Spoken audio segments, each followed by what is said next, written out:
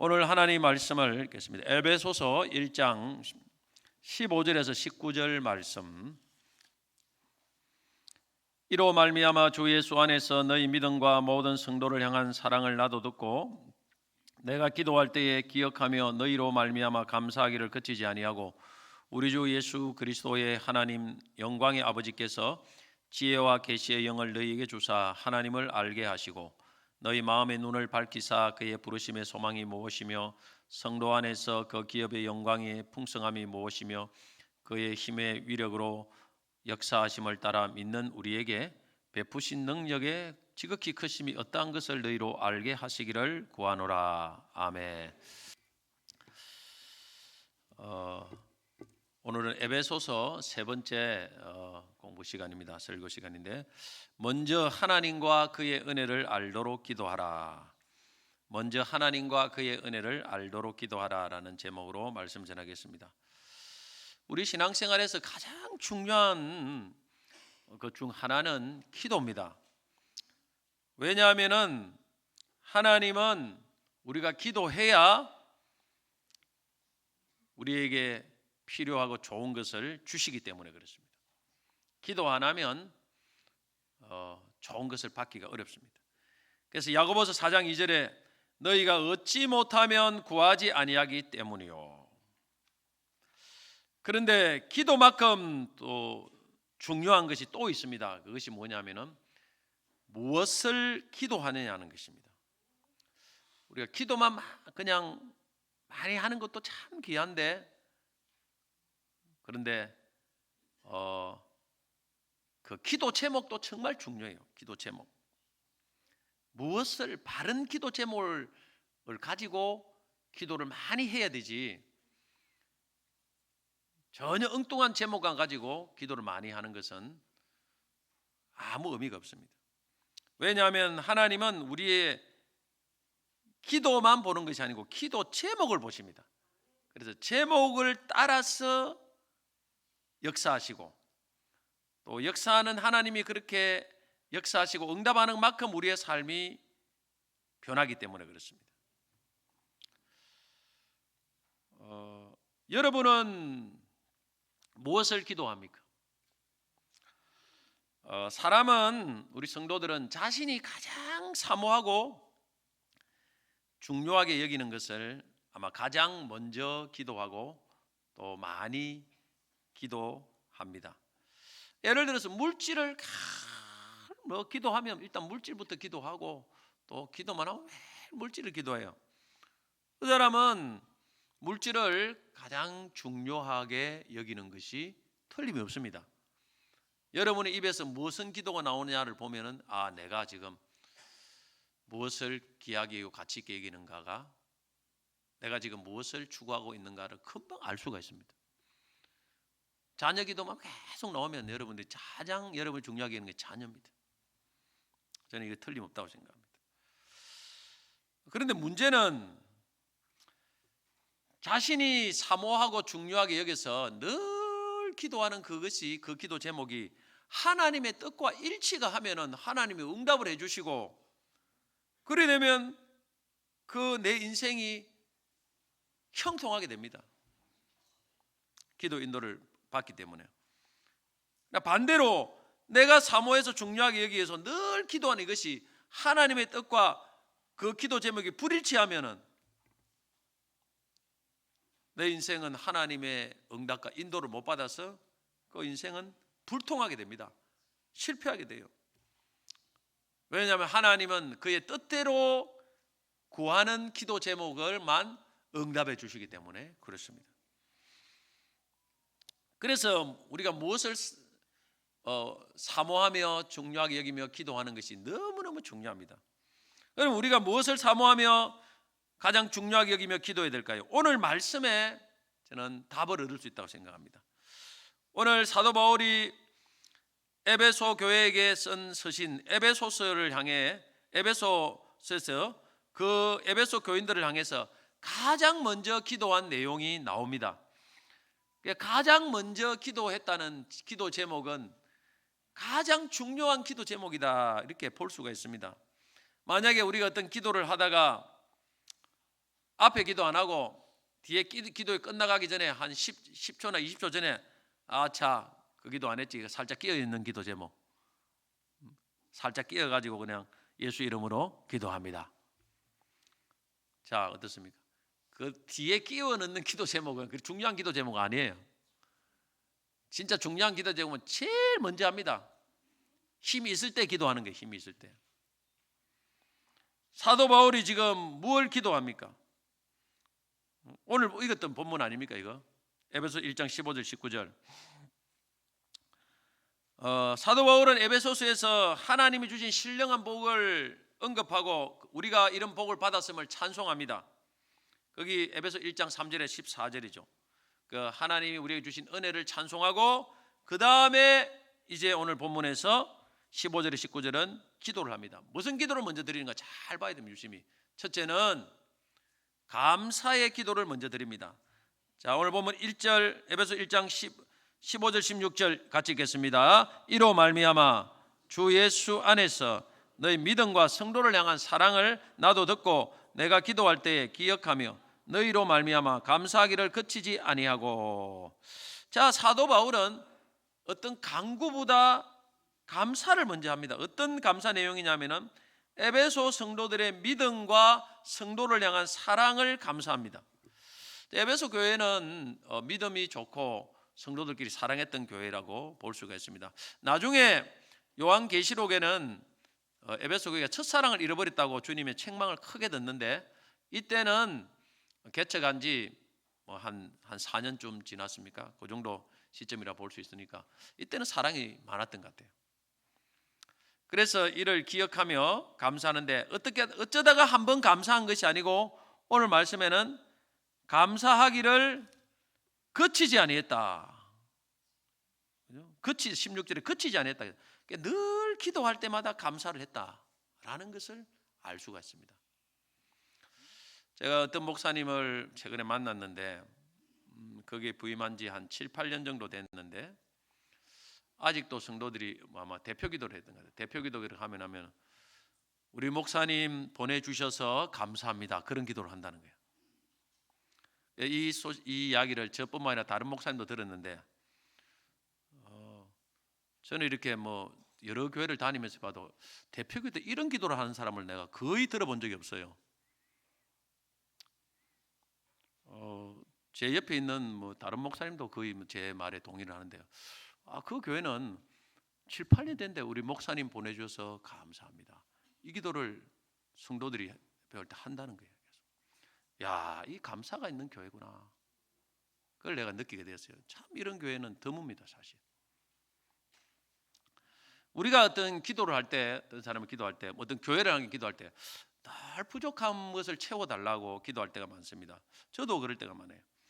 하나님 내게 주신 은혜에 대해서는 늘 감사합니다. 그걸 기도하기 전에 감사하고 이래서 감사합니다. 저래서 하지만은 다른 사람을 이렇게 향해서 이렇게 기도할 때 누구에게 믿음을 주세요, 성령 충만 주세요, 병을 고쳐 주세요. 늘 이렇게 기도를 하는 경향이 있던 것 같아요. 근데 한 번은 새벽 기도 드릴 때 하나님 감동에 내가 감사 기도를 먼저 한번 해봐야 되겠다. 이게 그래서 장로님, 시무 장로님들이 한 분 한 분씩 많이 기도를 하는데 하다가 한 분 한 분의 좋은 점을 생각했어요. 한 분 한 분 내게 주신 은혜 이걸 생각하면서 감사를 한 거예요. 그러니까 우리 이현성 장로는 이런 감사를 하고 또 근데 그 감사 기도를 하고 이제 그 다음에 하는데 마음이 너무 편안해지는 거야. 야, 성령께서 이 기도를 기뻐하시는구나. 저는 그걸 많이 느꼈습니다. 그래서 이제는 기도할 때 꼭 먼저 이런 감사 기도를 하면서 해야 되겠구나. 사람이 다 모든 것이 완벽하지 않지만은 그 사람이 주신 은혜가 있지 않습니까? 은혜가 있고 또 그 사람을 통해 내게 주신 은혜도 있고. 그래서 이분 이런 게 좋은 점이 있다. 그래서 감사하고. 그러고 나서 좀 또 이제 우리가 또 채워달라는 기도도 해야 되겠죠. 근데 우리가 늘 어떤 부족한 것만 자꾸 보고 채워달라고만 기도하면은 그 기도하는 동안에 자꾸 부족한 것만 떠올리지 않습니까? 그죠? 우리 자녀들 아이고 믿음 부족한 믿음 좀 주셔서 믿음 그러면 막 이 자녀가 막 믿음 없는 것이 너무 속상한 거예요. 빨리 하나님을 좀 달라. 그러면 기도도 하지만은 또 마음의 한편으로는 속상해요. 안 그렇습니까, 여러분? 그런 게 있습니다. 교회도 뭐 부족한 거 뭐 있으면 좀 막 더 이렇게 좀 돼야 되는데 왜 빨리 안 되나 이러면 한편 기도하면서 마음이 막 속상하고, 그래가 기도한 대로 안 되면 막 짜증도 나고. 안 그렇습니까? 저만 그런가? 다 그런 마음이 조금 있잖아요, 그죠? 그럼 자꾸 사람이 부정적이 되기 쉽다고 생각합니다. 마음도 편안하지 않고. 근데 감사 기도를 먼저 드리는 거예요. 감사 기도를 다 먼저 드리고, 그 다음에 또 하나님 또 부족한 것도 보완을, 더 믿음도 있지만은 여기서 더 크게 믿음을 주십시오. 이렇게 기도하면 성령님이 기뻐하시고 마음이 편안해지고, 또 우리가 사랑으로 기도할 수 있다 생각합니다. 그러면 저는 기도 응답도 훨씬 잘 된다고 생각합니다. 그래서 어느 성도가 남편이 교회 다니기로, 남편이 믿음이 없어요. 막 교회도 안 다니고 그러겠어. 계속 막 이렇게 막 기도를 했는데 안 돼요. 그래서 어느 날 기도를 바꿔가지고, 하나님, 우리 남편 기도하고 교회 안 다니도 뭐 이래도 감사, 뭐 어쨌든 술 먹어도 감사. 그래 하니까 남편이 금방 교회에 나오더라는 거야.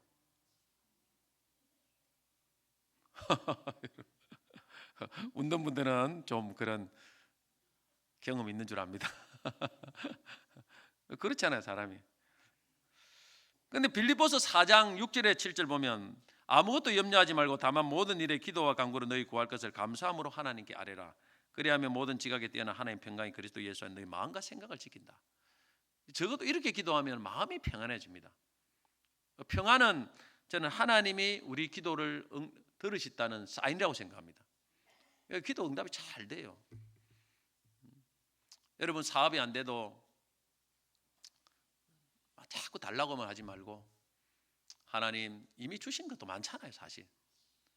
그걸 감사하면서 그리 간구를 하면 하나님께서 우리 기도를 잘 듣습니다.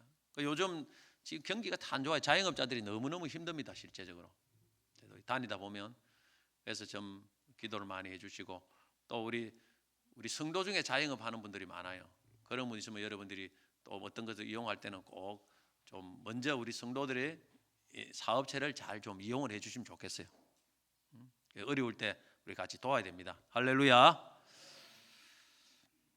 성경에서 가장 문제가 많았던 교회를 꼽으면 고린도 교회입니다, 사실. 제일 심각한 문제는 갈라디아 교회지만은 제일 문제투성이 교회는 고린도 교회예요. 그런데 사도 바울이 그 고린도 교회를 향해서 편지를 썼을 때도 가장 첫 번째 뭐였냐면은 감사 기도를 먼저 했습니다. 그 고린도 교회. 고린도전서 1장 4절에서 7절 보면, 그리스도 예수 안에서 너희에게 주신 하나님의 은혜로 말미암아 내가 너희를 위하여 항상 하나님께 감사하노니, 그것도 항상.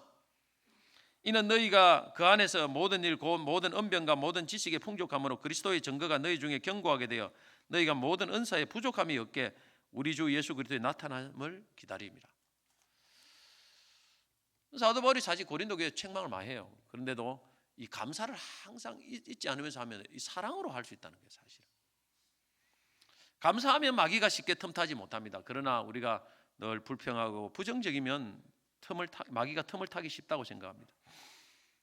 여러분, 간구보다 먼저 감사를 꼭 드려보세요.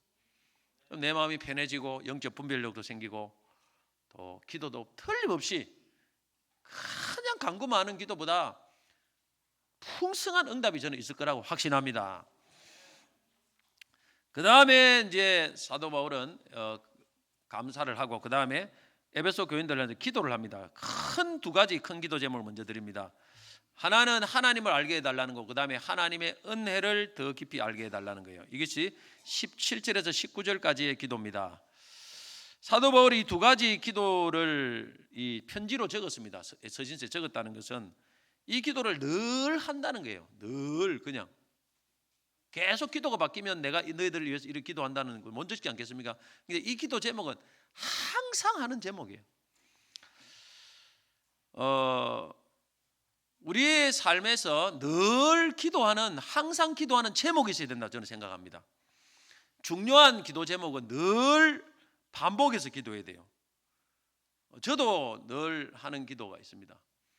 굉장히 오랫동안 하는 거예요. 그러면 그렇게 늘 하는 기도는 계속 하다 보면 나중에 내 삶이 그 기도대로 다 돼 있어요. 아, 신기합니다, 여러분. 하나님이 그렇게 만드는 거예요. 그래서 중요한 거는 늘 해야 돼요. 늘 해야 돼요. 그래 기도대로 내 삶이 만들어지는 것입니다. 이겠다가 저겠다 그렇게 하는 기도 제목도 있지만은 진짜 하나님 내 인생이 중요한 그래 하나님 말씀을 딱 오시면 주시면 그거는 거의 평생에 기도하는 것이죠. 어떤 데는 5년 10년씩 기도해요.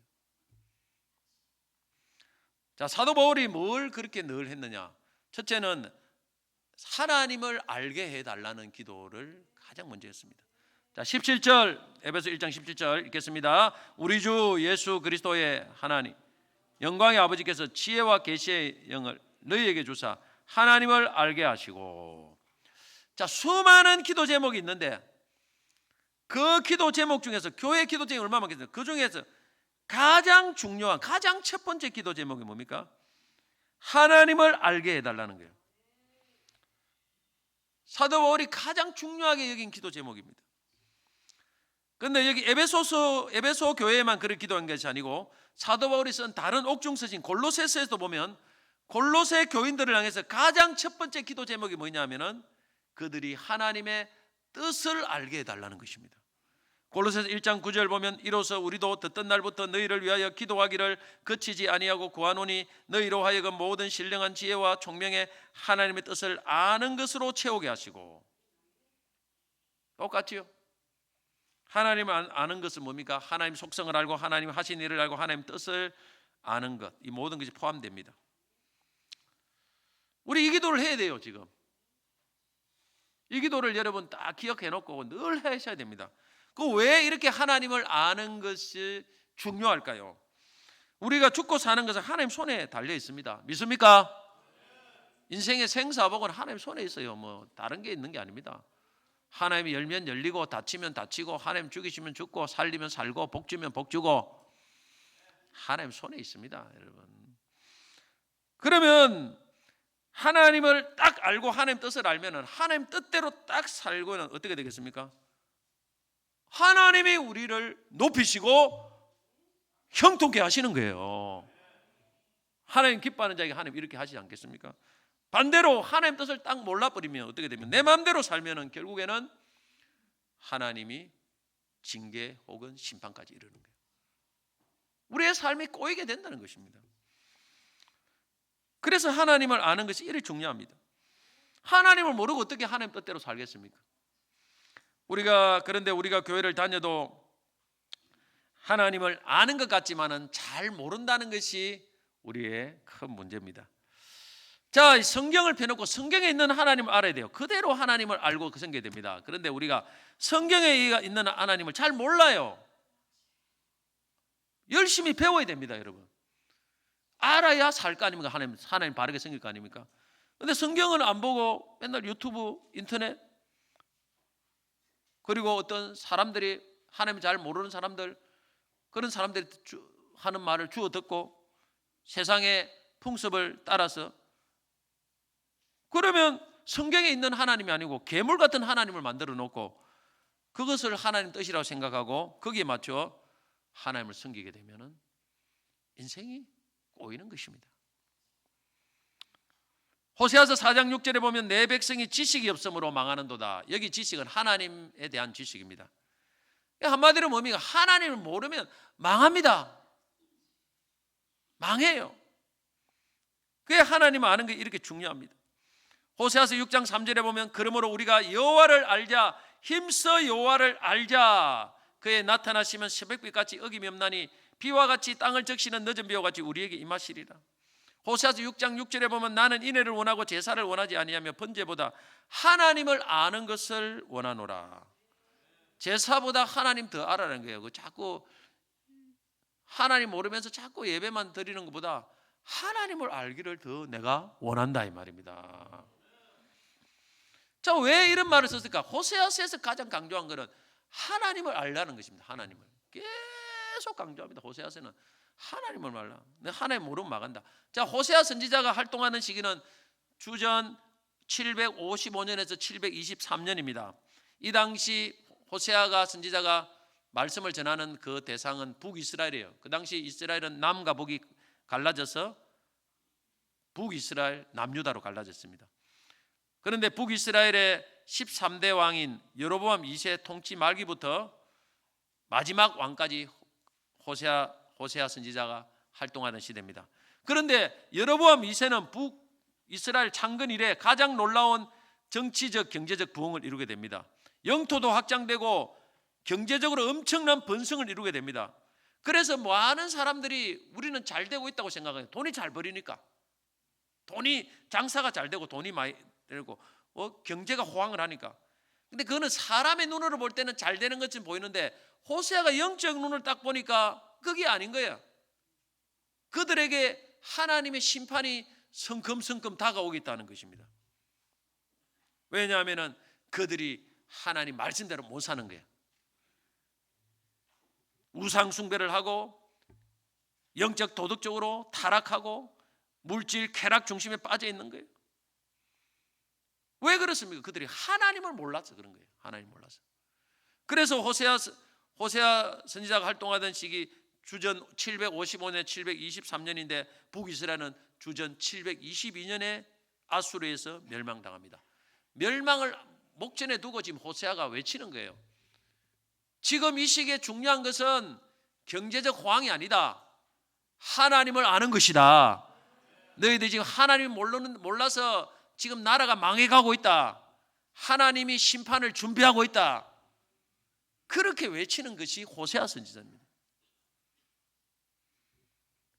그러니까 여호와를 힘써 알라고 계속 이야기하는 거예요.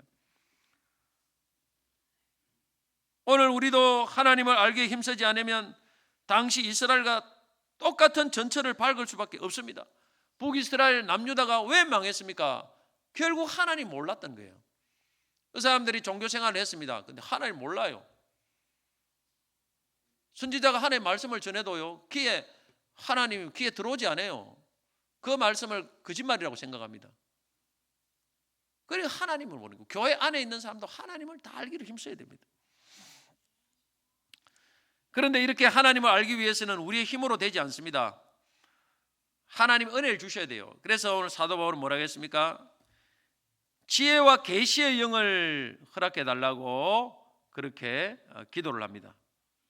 17절에 지혜와 계시의 영을 너에게 주사 하나님을 알게 하시고, 지혜는 여기서 지혜는 하나님의 뜻을 분별하고 이해하는 것을 말합니다. 계시는 뭔가 드러내는 걸 말해요. 뭘 드러내느냐? 하나님의 진리와 비밀을 드러내는 것입니다. 근데 그래서 이 지혜와 계시의 영이 있어야 하나님 뜻을 분별하고 하나님이 드러내놓은 말씀을 깨달을 수 있는데, 여기서 영이라는 것은 성령을 말하는 건 아니에요. 여기서 영은 우리의 마음, 우리 사람의 영을 말합니다. 그래서 과거 개혁판 번역에는 지혜와 계시의 정신을 주사 이렇게 했습니다. 정신이. 그런데 지혜와 계시의 우리 안에 영이 열려야 돼요. 마음이 열려야 됩니다. 그래서 18절에 너희 마음의 눈을 밝히지 않겠습니까? 마음의 눈. 우리 사람이 육만 눈이 있는 것이 아니고 마음에도 눈이 있어요. 하나님은 마음으로 깨닫습니다. 마음으로 깨달아야 돼요. 마음으로. 근데 이것이 마음에 깨닫는 지혜가 있어야 되고 계시의 정신이 있어야 되는데, 이거는 성령님만이 줄 수 있습니다. IQ가 좋다고 이걸 깨달을 수 있는 게 아니에요. 성경은 하나님이 성령으로 우리에게 임해 주실 때 우리의 마음이 밝아집니다. 마음의 눈이 밝아집니다. 그래서 깨달아집니다. 요한복음 14장 26절 보면 보혜사 곧 아버지께서 내 이름으로 보내실 성령 그가 너희에게 모든 것을 가르치고 내가 너희에게 말한 모든 것을 생각나게 하리라. 성령이 임해야 됩니다. 그래야 지혜와 계시의 영이 부어집니다. 아무리 아름다운 풍경이 있어도 눈이 열리지 않으면 그 아무 소용이 없습니다. 볼 수가 없어요. 하나님이 이미 계시를 우리에게 주셔도 그것을 볼 수 있고 이해할 수 있는 영의 눈이 열리고 그런 지혜와 계시의 마음이 우리 속에 주어져야 말씀이 깨달아지는 것입니다. 그래서 우리가 이 기도를 많이 해야 됩니다. 지혜와 계시의 영을 주셔서 하나님을 알게 해달라고, 깊이 알게 해달라고. 우리 자녀들도 자녀를 위해서 그 기도를 많이 해야 돼요. 성경을 읽을 때도, 예배를 준비할 때도 늘 이 기도를 해야 됩니다. 그러면 어느 순간에 하나님의 말씀이 깨달아지고, 말씀이 답니다. 말씀이 달고 말씀이 내 안에 힘이 있습니다. 그러면서 그것은 뭐냐면 하나님이 벌써 지혜와 계시의 정신을 우리에게 부어주시기 때문에 그래요. 그 기도를 많이 해야 된다. 이 기도를 지금 이걸 딱 외워가지고. 그 다음에 두 번째로는 어떤 기도를 했냐면은 하나님이 주신, 우리에게 주신 은혜, 이것을 깊이 알게 해달라는 기도를 사도 바울이 합니다. 이 은혜는 구원의 은혜입니다, 사실. 그리고 앞에서 에베소서 1장 3절 14절까지 보면은 이거는 신령한 복입니다. 신령한 복. 이것이 결국 구원의 은혜예요. 이 은혜를 깊이 알게 해달라고 기도를 하는 것입니다. 이것이 에베소 1장 18절 19절 말씀입니다. 같이 읽어보겠습니다. 너희 마음의 눈을 밝히사 그의 부르심의 소망이 무엇이며 성도 안에서 그 기업의 영광의 풍성함이 무엇이며 그의 힘의 위력으로 역사하심을 따라 믿는 우리에게 베푸신 능력의 지극히 크심이 어떠한 것을 너희로 알게 하시기를 구하노라. 자, 세 가지인데 부르심의 소망, 성도의 기업의 영광의 풍성함, 그 하나님의 능력의 크심, 이 세 가지를 아는데 이거 다 구원의 은혜예요, 사실. 하나님 우리에게 주신 구원의 은혜를 이 세 종류로 나눠 가지고 이것을 더 깊이 깨닫기를 그렇게 구도하는 것입니다. 에베소 교회는 믿음과 사랑이 충만한 교회입니다. 그리고 이미 이 구원의 은혜를 받은 교회입니다. 받았고 사도 바울이 앞에서 1장 3절에서 14절까지 이 은혜를 설명했습니다. 그런데 또다시 이 구원의 은혜를 알기를 기도하고 있다는 사실이에요. 참 우리가 한번 깊이 생각해 볼 필요 있는 기도라고 생각합니다. 우리가 어떤 구원의 은혜를 이미 받으면 어떻습니까? 어떤 다른 종류의 자꾸 새로운 은혜와 복을 갈급하고 구하는 경우가 참 많습니다. 이미 구원은 받아놓은 거고 이런 걸 막 구해요. 그런데 사도 바울은 뭡니까? 이미 우리에게 주신 구원의 은혜를 더 깊이 깨닫기를 기도합니다. 자, 3장에 에베소 3장에 가면 사도 바울이 어떤 기도를 하느냐면은 그리스도의 사랑의 넓이와 깊이와 높이가 어떠한 것을 깨달아 하나님의 모든 충만하신 것을 너에게 충만하게 하시기를 구하노라 이랬거든요. 사랑은 다 알고 있어요 이미. 그런데 이걸 더 깊이 풍성하게 깨닫기를 원한다는 것입니다. 이걸 기도를 하고 있습니다. 이걸 더 깨달아야 하나님의 모든 충만한 것이 우리에게 충만하게 된다는 거예요. 우리는 하나님의 구원, 하나님의 사랑하면 이거 신앙의 초보자들이나 배우는 것으로 생각하고 나는 다 알고 있다고 생각해요. 그런데 그렇지 않습니다. 사도 바울의 논리를 보면 하나님의 사랑, 구원의 은혜는 우리가 일평생 알기를 힘쓰며 추구해야 될 기도 제목입니다. 자, 어느 수준까지 우리가 알기를 힘써야 되는가 하면은 여러분 예수를 믿고 구원을 받은 것으로 나는 이 세상에서 가장 행복한 사람이다. 자, 다시 한번 나는 이 세상에서 가장 행복한 사람이고 최고의 받을 수 있는 복을 다 받았다고 생각하고 어떤 상황, 어떤 순간에도 하나님 주신 구원을 기뻐하고 감사하고 찬송할 수 있는 삶, 그런 삶에 이를 때까지 이 하나님의 사랑과 구원의 은혜를 깊이 알아야 됩니다. 여러분 그 정도 수준 됩니까? 그 정도 수준 됩니까? 구원의 은혜를 받아도 뭐 하나 조그만한 세상 것이 조금만 안 풀리면 그만 막 땅이 꺼져라 낙심을 하고 원망을 하고 불평하고. 그게 뭐냐면은 그럼 우리는 자꾸 어떤 다른 어떤 것을 자꾸 돼야 이게 없어진다는 거예요. 그게 아니고 사도 바울은 우리에게 이미 주신 구원의 은혜를 더 풍성하게 깨달아 보라는 거예요. 그래야 이 문제가 해결된다는 거예요. 사실 사도 바울 처음부터 사도 바울은 이 앞에서 하나님의 주신 신령한 복 구원의 은혜를 계속 찬송하지 않습니까? 찬송하리로다. 자기가 그렇게 살아왔거든요. 자기는 예수님을 믿고부터 그 당시까지 하나님 주신 구원의 은혜 때문에 그렇게 고난을 당하고 고통을 당해도 기뻐하며 감사하며 그렇게 살아왔거든, 자기가. 그래서 자기가 그 깨닫고 있는 이 구원의 은혜를 에베소 교인들도 깨닫기를 원한다는 것입니다. 그래서 이 기도를 한다는 것입니다. 구원을 즐거워하고 찬송하는 삶이 뒷받침되지 않으면 저는 신앙생활에 활기와 힘은 계속 얻기가 어렵습니다. 뭐 예를 들어 돈만 들어와야 활기가 있다면 돈이 안 들어오면 활기 잃어버린 거예요. 근데 항상 기뻐하라 성경은 범사에 감사하라고 하는데 어떻게 하겠습니까? 불가능한 거 아닙니까? 이걸 할 수 있는 유일한 길은 저는 하나님의 구원의 은혜로 인하여서 늘 감사하고 기뻐하는 삶이 뒷받침되지 않으면 항상 기뻐하고 범사에 감사하는 삶은 저는 불가능한 생각입니다. 이 구원의 은혜를 깊이 감사하고 찬송하기 위해서는 이 은혜를 깊이 깨달아야 돼요. 정말 깊이 깨달아야 됩니다. 사도 바울이 그걸 원한다는 거예요, 사실. 사도 바울이 뭐 돈이 많아서 그걸 항상 기뻐하겠습니까? 자식이 있습니까, 사도 바울이? 토끼 같은 아내가 있습니까? 낙이 없어요, 인간이 보면. 낙도 없고 돈도 없고. 근데 하나도 없는데 맨날 기뻐하는 거야. 우리는 다 있으면서도 맨날 찡그리죠. 그 차이가 뭐냐면 이게 사도 바울의 깨달음과 우리의 깨달음이 차이가 너무 많다는 거예요. 그래서 이걸 깨닫기를 원한다는 거예요, 사도 바울은. 대학에 가면 순수학문과 응용학문이 있습니다. 순수학문은 생물학, 물리학, 화학 이런 순수학문이에요. 응용학문은 화공학, 건축학, 토목공학, 의과대도 다 응용학문이다. 의대도 응용학문이에요. 그런데 응용학문은 순수학문이 발달돼야 이것이 발달이 될 수 있습니다. 기초학문이 발달 안 되면 안 돼요, 순수학문.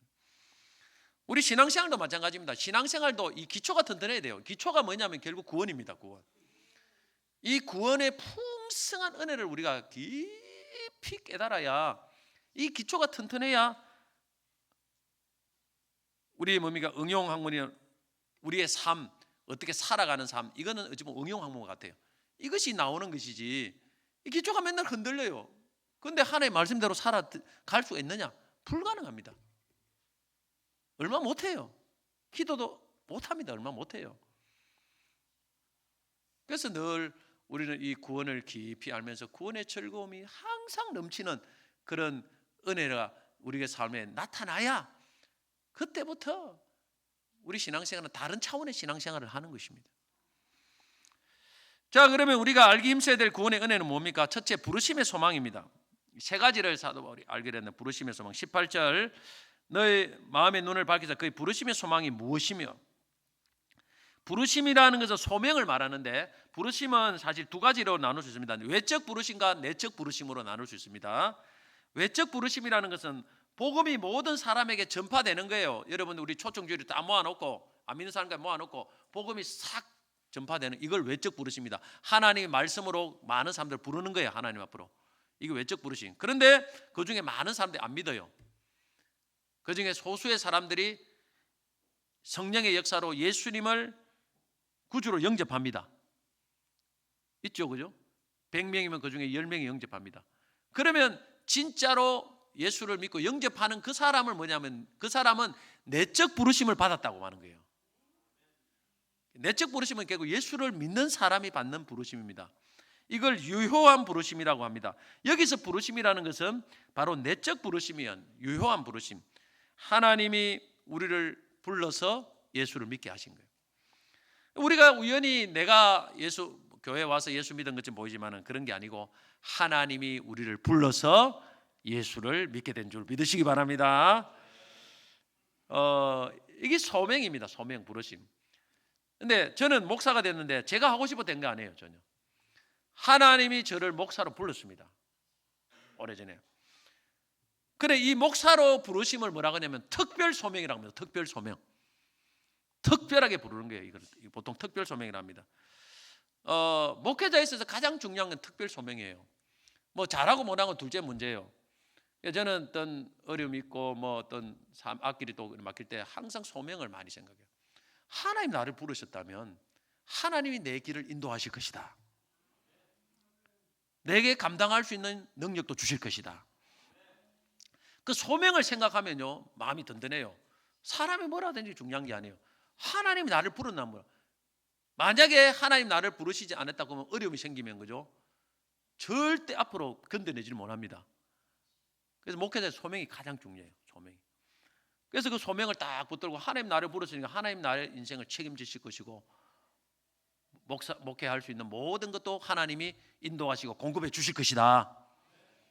이게 나는 딱 붙듭니다. 이걸 붙들면 힘이 나고 담대함이 생깁니다. 우리 구원도 마찬가지예요. 여러분 구원도 내가 믿은 게 아니에요. 하나님이 우리를 불렀습니다. 할렐루야. 그러면 구원이 하나님부터 시작했다면 하나님 책임지지 않겠습니까? 우리가 예수를 붙들고 믿고 해야 되지만 하나님이 우리를 불렀습니다. 끝까지 우리를 인도해 주십니다. 천국까지 인도해 주십니다. 나는 지금은 우리가 죄가 많지만은 천국 가면 다 죄가 없는 사람으로 영화롭게 만들어 주십니다. 우리 썩어질 육체도 부활시켜 썩지 않을 그런 존재로 만들어 주십니다. 이게 부르심의 소명이에요. 소망입니다. 할렐루야. 부르심이 확실하면 소망이 있는 것입니다. 두 번째로는 기업의 영광의 풍성함을 알아야 됩니다. 18절에 다시 보면 그 기업의 영광의 풍성함이 무엇이며, 기업은 구약에서 보면 구약시대에 보면 가나안 땅이에요. 땅입니다. 이스라엘 백성들은 땅이 기업이에요. 기업. 하나님이 가나안 땅을 주기로 했지 않습니까? 그래서 지파별로 나누고 가족별로 나눕니다. 그래 그 땅을 절대 안 팔아요. 거의 대부분. 그거는 자기들이 하나님 주신 기업이니까. 이걸 다른 말로 하면 유산이에요. 유산. 쉬운 말로 하면 유산입니다. 신약시대의 기업은 구원받은 성도들에게 하나님이 주신 유산입니다. 그 유산이 대단합니다. 유산이. 자, 어느 재벌집에 양자로 들어가면 신분이 변화됩니다. 그러면 그 재벌이 가지고 있는 유산을 상속받겠죠. 그런데 우리가 예수를 믿어 하나님 자녀가 되면 하나님이 재산이 얼마나 많겠습니까? 유산이 많겠죠. 그거다 누구 겁니까? 우리 거예요. 우리 겁니다. 이걸 아셔야 돼요. 그래서 이 하나님이 기업이 풍성함이 얼마나 큰지를 알아라는 것입니다. 저는 이 하나님의 이 유산의 풍성함, 이 하나님의 사랑이라고 봅니다. 사랑의 풍성함을 알아야 된대요. 얼마나 많은 걸 주실지 모릅니다. 우리나라에서 군대에서 별을 달고 장군이 되면요, 대령과 별과 하늘과 땅이에요. 수많은 특전이 주어집니다. 이루 말할 수 없는. 이 별만 딱 달면 그 별 달기 힘들어서 그렇지. 오늘 우리가 예수를 믿을 때 따라오는 특전은 이 군대에서 별 다는 것과 비교가 안 돼요. 수많은 특전이 따릅니다. 예? 하나님의 자녀가 되고 천국을 상속받고 육체의 부활도 오고 그리스도 왕노로 타고 천사를 통해 또 하나님 또 우리도 지켜주십니다. 할렐루야. 우리가 구원하면 예수 믿고 막 천국 가는 정도만 생각하는데 이 구원 안에 주신 하나님의 약속은 어마어마합니다. 이걸 깨달아 보라는 거예요. 여러분들이 이미 다 주셨는데 왜 이렇게 맨날 끌떡거리고 살지 말라는 겁니다. 세상에 맨날 뭐 없어가지고 막 거지처럼 뭐 이렇게 흘리고, 우리가 참 하나님이 최고의 것을 다 주셨고 다 주셨어요. 할렐루야. 엄청난 부자입니다. 부자예요. 천국 가면 또 하나님 주실 것이고, 이걸 깨달아야 이 세상에서 우리가 가장 행복한 사람이고 가장 축복받은 사람임을 우리가 알게 되고 세상에 여러분 기웃거리지 않고 하나님을 영원히 찬송할 거 아닙니까? 할렐루야. 앞으로 계속 이제 드러납니다. 계속 하나님 주어집니다. 여러분 주어집니다. 이제 천국 가면 더 확실하게 알게 돼요. 세 번째, 하나님의 능력의 지극히 크심을 좀 깨달으라는 것입니다. 19절 말씀이죠. 그의 힘의 위력으로 역사하심을 따라 믿는 우리에게 베푸신 능력의 지극히 크심이 어떠한 것을 너희로 알게 하기를 원한다. 자, 여기서 하나님 능력을 우리가 깨달았는데, 이 능력은 우리가 구원을 우리에게 주신 하나님 능력이에요. 하나님은 우리에게 구원을 약속을 주시고 그로 끝나는 게 아니고 하나님의 능력으로 그 모든 것을 이루어 가십니다. 그 소망도 실제 이루게 하시고 우리의 기업도, 우리에게 주신 기업의 풍성함도 우리가 실제로 상속받도록 하시고. 미국이 무엇 때문에 큰 소리 칩니까? 힘이 있습니다. 미국은 세계 초강대국입니다. 그래서 미국에 사는 사람들은 어느 누가 미국을 설마 미국 본토를 침범해서 전쟁을 벌이겠습니까? 자기들끼리는 뭐 범죄가 있을지 모르지만은 다른 나라가 미국을 설마 쳐들어온다고 생각은 안 해요. 근데 힘이 약한 나라들은 우크라이나 같은 경우는 러시아가 쳐들어올까지 두려워하고 실제 또 전쟁을 하지 않습니까? 우리나라도 뭐 그렇게 핵도 없고 미국처럼 그래 안 되니까 혹 전쟁 나면 어떡할까? 그래서 미국에 또 의지도 하고 동맹을 맺고 하지 않습니까? 미국이 힘이 있으니까 미국은 뭐 끄떡 없어요. 하나님도 우리에게 구원의 약속을 해놓고 능력이 없으면 그 약속은 부도나는 거예요. 아무리 큰 회사도 돈을 지불할 능력이 부도납니다. 지금 홈플러스 안 그렇습니까?